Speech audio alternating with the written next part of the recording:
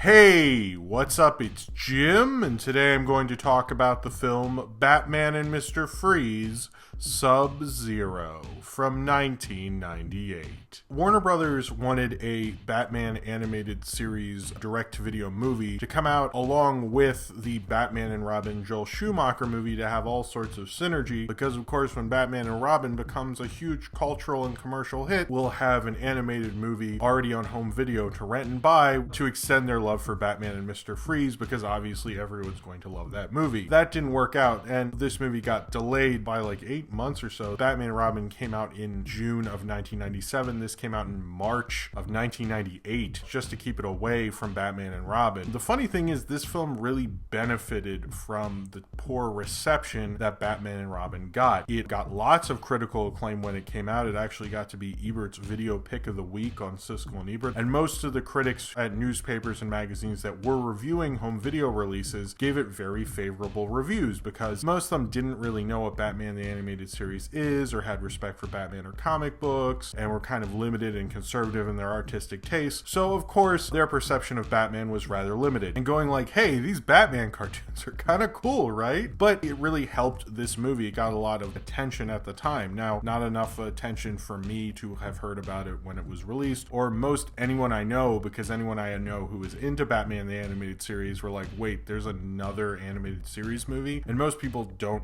really know of it, which is kind of sad, because I actually quite like this movie. I don't think it lives up to Mask of the Phantasm, but it's not really a sequel to Mask of the Phantasm. Acting like it is. People always say, well, it's the second one and it's a sequel to Mask of the Phantasm. It's not a sequel to Mask of the Phantasm. It's another Batman movie that was obviously a tie-in with Batman and Robin. Just because it's the second animated series movie, it's not really taking any of the continuity in it. Robin and Batgirl are in this as well. Poison Ivy is not in this. Maybe they were at least smart enough to go like, maybe too many villains, guys, and they just let them just have Mr. Freeze. I don't know how that all went down, but thank God Poison Ivy wasn't in it, because they make a really compelling, gripping Batman story, and it kind of shows how great the animated series creative team was. Even if someone like Bruce Timm didn't seem to be very involved in this film, they still had a lot of really great people from the animated series who worked on this, and it kind of shows you how many talented, great animators, directors, and writers really worked on the animated series. And it makes sense that they would have Mr. Freeze, since the episode Heart of Ice that really redefined Mr. Freeze. I don't think the animated series gets enough credit for what exactly it did to the reception of Batman. Think of Harley Quinn and what it did to Mr. Freeze. That's all from the animated series, and Heart of Ice was a major turning point for the show. It won its first Emmy. It's also a really great episode, so it almost makes sense that they would do a Mr. Freeze movie. It probably would have made more sense if they had actually written a Mr. Freeze live action movie, since knocking out of the park with Mr. Freeze is kind of an understatement. I think they rebuilt the park and made a far even better defined character, and I think that's what this movie showcases. It showcases how amazing the series was, but it also shows how to do a great Batman story, something that the public and critics at large were missing after sitting through two terrible Joel Schumacher movies. Mr. Freeze, who is living in the Arctic and has been living there for some time, I guess, is living there with his cryogenically encased wife Nora, and she has been there for a while, and he's taking care of this boy Kunak, and they're living in the Arctic, and he has two polar bears who hang out with him, and it's all great until a sub comes up into the place where he's holding his wife Nora, and her tube that she's cryogenically frozen in breaks, and he has to try to help save her and keep her alive. But unfortunately, to keep her alive, he needs an organ transplant, and she has a very rare blood type. So they try to find a match, and the only match they can find is Barbara Gordon, of course, Batgirl. Now, they never go, Barbara Gordon, last name sounds familiar. Who is the police commissioner? Oh, right.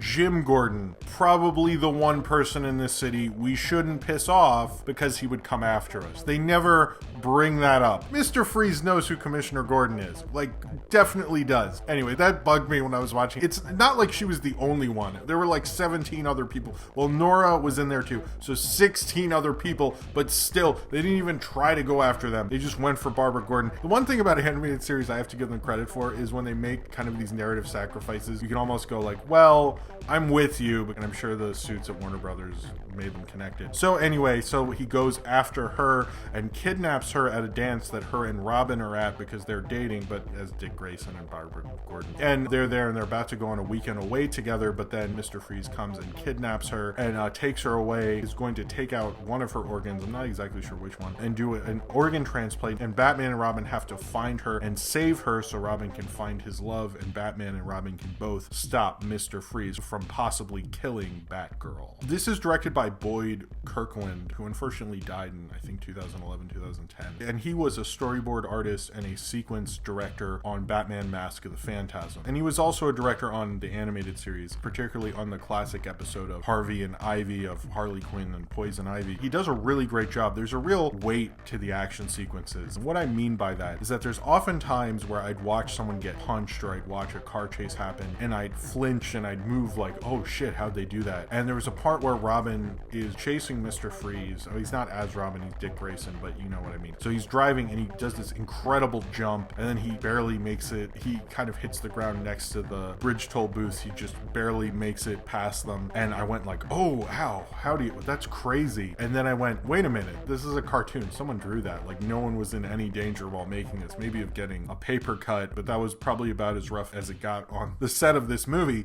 But the thing is like while you're watching it, you're there, you're compelled. And that really says a lot about how well the animated series was directed. The visual storytelling in the animated series is amazing and incredible. And what Boyd Kirkland does in this film and what most of the staff in the animated series would do is use real classic Hollywood studio director visual storytelling. It's very strong, it's very striking, it really hits you. There's some images where I'm just like, whoa, I think I just got like the dramatic nature of this scene from one shot. And it's just very amazing. It's very hard not to be compelled. Even by one of the episodes where the story isn't really as good, they always brought their A game to it. Very much like a studio director in the classic Hollywood era. You always had to direct the hell out of it to show the boss that you wanted to direct more movies. And Boyd Kirkland does that just as well as Bruce Timm did, or just as well as any of the directors did. They really brought the characters through, but all the action sequences had weight. There's so many times I've been like, oh my god, how did Batman survive that car being flipped around? And it's a bunch of drawings. It has no reality to it, but I have a sense of reality through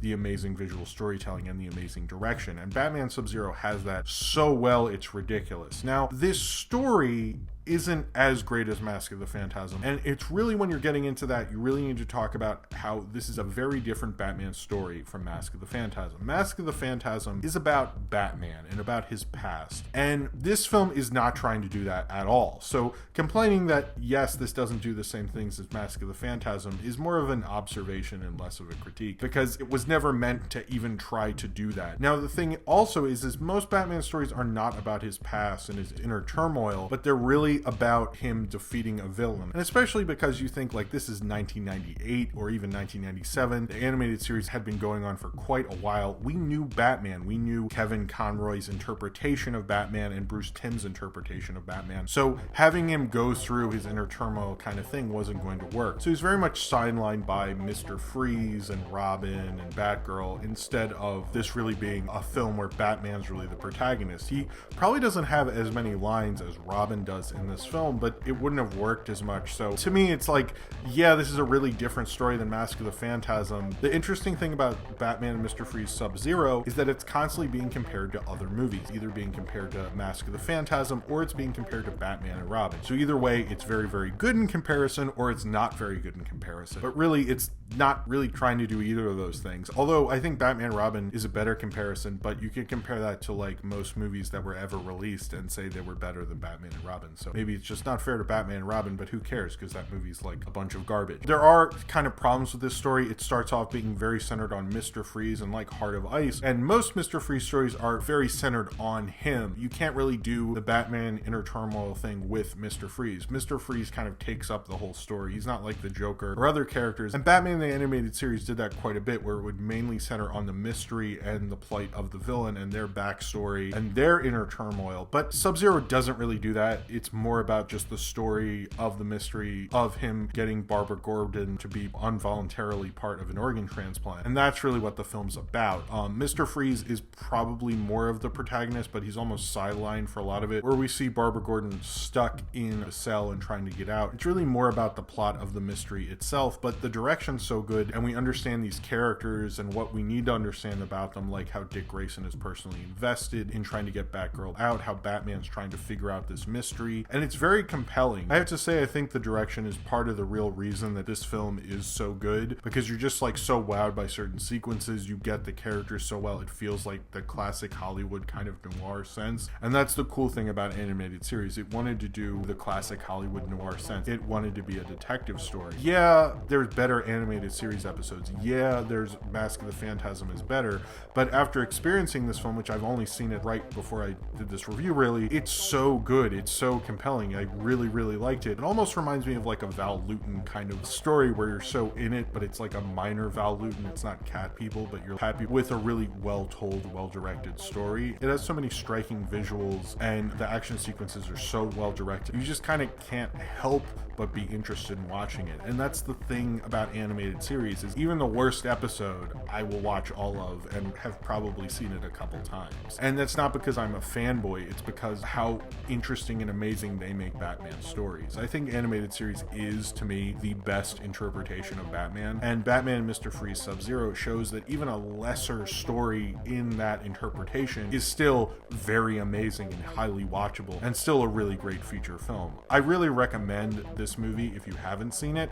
I think you'd still like it. I don't think it's going to be the amazing cinematic experience that Batman Mask of the Phantasm is, frankly, but I think SubZero shows you how compelling and how great the animated series was, that they could make a movie like this work as well as they do. All the characters are really clear, you understand them, you understand their motivations, and you understand them within the story. It's much more of a plot-centric film than a character-centric film, and since Mask of the Phantasm is more about character than plot, and SubZero is more about plot, I think that's probably the conflict, but it's a really interesting, intriguing plot, especially because of the great direction by Boyd Kirkland. I think Boyd Kirkland did an amazing job. He also helped write this film. When I watched this film, I was like, man, I really love an animated series. What is really not to like about Batman the Animated Series? It was really a high point in animation history, but also in Batman. It's probably one of the greatest interpretations of the character, and you see how much they respected the character and respected the villains, and even made them even better than they were in the comic books, and gave them more reason and resonance. And that's one of the things about SubZero. They gave Mr. Freeze a compelling reason for going after Barbara Gordon. He wasn't just doing it to control the world. Who can relate to that? But if your wife is in trouble and you need to save her, or someone you love is in trouble, people can relate to that. Everyone was relatable because you understood why she wanted to live. She wanted to be with who she loved. He wanted to be with who he loved. The guy who was helping him, who I barely mentioned, needed money. You understood how Batman needed to help people. Everyone was understood as a fully developed character, even if you didn't spend a lot of time with them. And that's just a real strong storyteller. And with strong, striking visuals, you can kind of just be mystified and like this movie just for being such a compelling, amazing experience. Certainly the story isn't the greatest, but maybe you can look at this film and say, yeah, but how they told a kind of subpar story shows how great of a storyteller you are, because half of telling a story isn't just the story itself, it's how you tell it. And Batman and Mr. Freeze SubZero, they take a story that's not amazing, but is still good, and make it great and fantastic, and make it a very visual, cinematic experience, and oddly, more of a cinematic experience than the film that actually came out in theaters and is in widescreen and did it in 4:3 on VHS. Really, this film shouldn't be compared to Batman and Robin and Mask of the Phantasm, but I think in a lot of ways it always will, because it's written into the narrative of both his films, and it eventually won an Annie Award for Best Home Video Entertainment. It's a really cool, well-directed, animated Batman movie. It kind of shows you how far good animation and good direction can take a script that might not be the tightest and make it feel as intriguing, cinematic, and compelling as this movie was. So if you have seen Batman and Mr. Freeze SubZero and you would like to talk about it, then comment below in the comments and subscribe if you would like to.